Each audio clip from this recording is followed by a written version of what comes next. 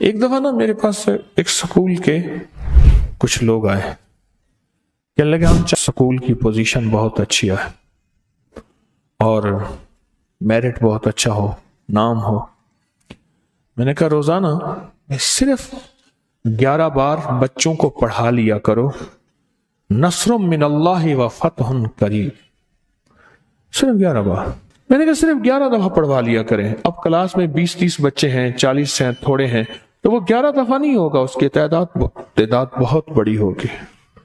اب انہوں نے معمول بنا لیے، اسمبلی میں پڑھانا شروع کر دیا۔ انہوں نے کیا کیا؟ اسمبلی میں پڑھانا شروع کر دیا بچوں کو 11 بار، نصر من اللہ و فتح قریب، قرآن پاک کی آیت ہے، یہ پڑھانا شروع کر دیا۔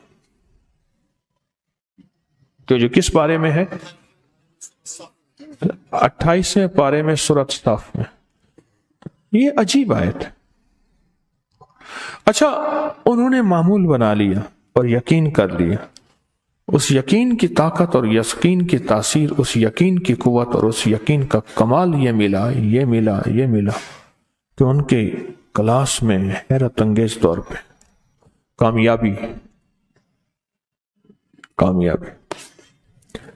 میرٹ، ترقی، اور آگے سے آگے نکلنے والے بچے جس کو ٹاپر کہتے ہیں کہ ملک قوم کا نام روشن کروں گا، ملک قوم کا، ماں باپ کا نام روشن کروں گا، ملک قوم، وہ بنے۔ کس آیت کی برکت سے؟ نصر من اللہ فتح قریب، اس آیت کی برکت سے۔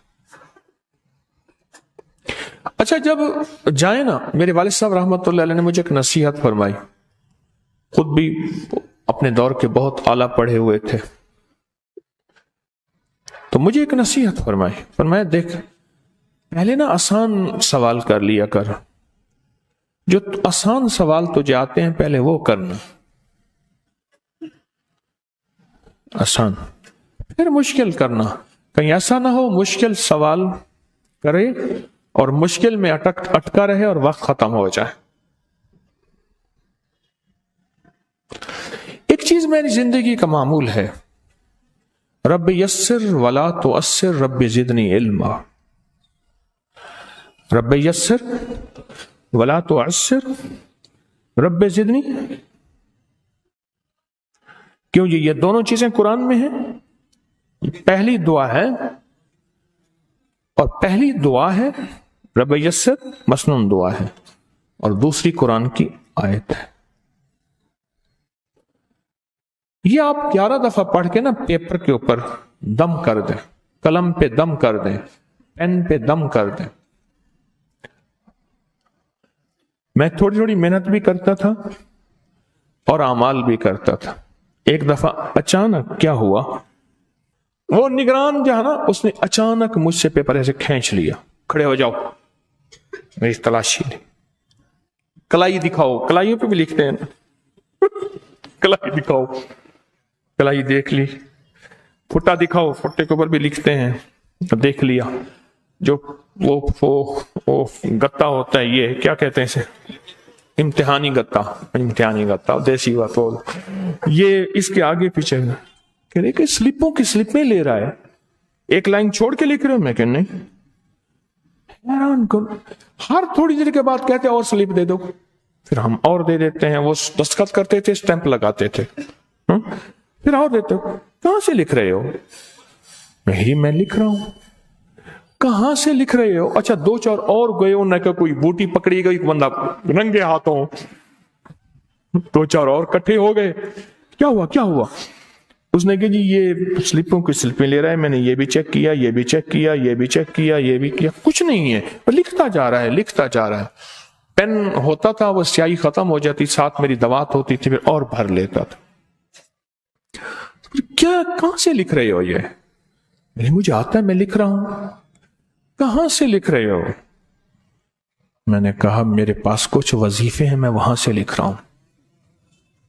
اچھا، ہمیں بتاؤ. میں کہ باتوں باتوں میں میرا ٹائم ختم ہو جائے گا, میں نے پیپر کرنا ہے, آپ نے تو نہیں کرنا, جب ختم ہو جائے گا پھر میں بتاؤں گا. ہاں ٹھیک ہے. باتیں شروع کر دی تو میرا تو 3 گھنٹے ٹائم ہوتا ہے سارا, اس کے بعد آپ نے کھینچ لینا ہے, آپ نے تو میرے ساتھ رعایت نہیں کرنی. وہ لکھتا گیا. پھر میں نے جب پرچہ دے دیا, وہ تجسس کر رہے تھے سارے, انہوں نے کہا کہیں نکل نہ جائے. ہاں نکل نہ جائے بھی, راز نہیں بتائے گا, کیونکہ لوگ اپنا وظیفہ تو نہیں بتاتے, عمومی بات ہے نا.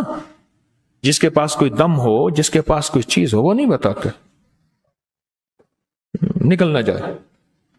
تو بندہ ایسے, میں ابھی دور ہی تھا, میں اٹھا تھا, اٹھ کے میں نے اپنے قلم دوات ایسے بند کر رہا تھا, ہاتھ پہ سیاہی بھی لگی ہوئی تھی, سیاہی لگ جاتی تھی, ہاتھ پہ سیاہی بھی لگی ہوئی تھی, اور پھر ٹیشو پیپر تو تھا, ہوتا نہیں تھا, پھر سر کے بال, داڑھی کے بال تھوڑے تھوڑے اس میں سے صاف ہوتا, ٹیشو پیپر تو ہوتا نہیں تھا.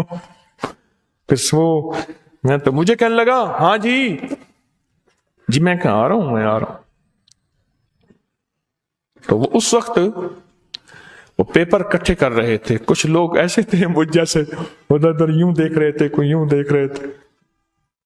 تو وہ پھر میں نے انہیں بتایا کہ پہلے دن نسلوں کو اللہ سے مانگنا نہ سکھا, پہلے دن نسلوں کو اللہ سے مانگنا نہ سکھا. اور یہ پھر اعمال جو میں نے آپ بتائے, یہ زندگی کا معمول بنا لے.